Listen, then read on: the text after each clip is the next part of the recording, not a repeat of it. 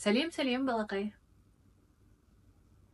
Уәде еткенімдей, мен бүгін саған тағы да ертек айтып беруге шықтым. Ертегіні күтіп отырсың ба?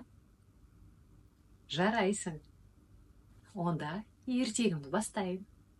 Баяғыда емес, бертін заманда қасқыр, аю, түлкі үшеуі дос болып орманда бір үйде өмір сүріпті.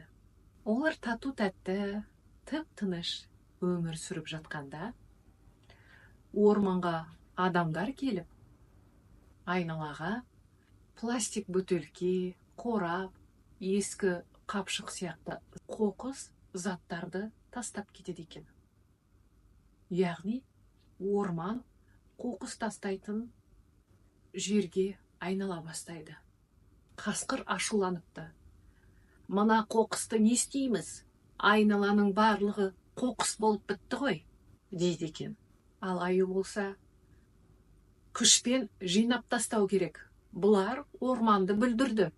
Ал түлкі ойлана келе, мынандай шешім қабылдайды да, достарына ақылмен істейік, қоқысты пайдалы іске жаратайық, депті. Содан олар барлығы жиналып, пластик бөтелкелерді жаңбыр суын жинайтын ыдыс жасапты. Қағаз қораптарынан өздеріне үйшік жасайды. Ал қапшықтардан егін жинайтын себет жасайды. Ал бірнеше күннен соң орманның іші қоқыстардан тазарып, оның ішіндегі аңдар көңілді өмір сүре бастайды. Аю болса, таңғалып, қоқыстың да пайдасы бар екен ғой, депті. Ал қасқыр оны қостап, ақыл болса, әр нәрсенің игілігін көруге болады екен, деген екен.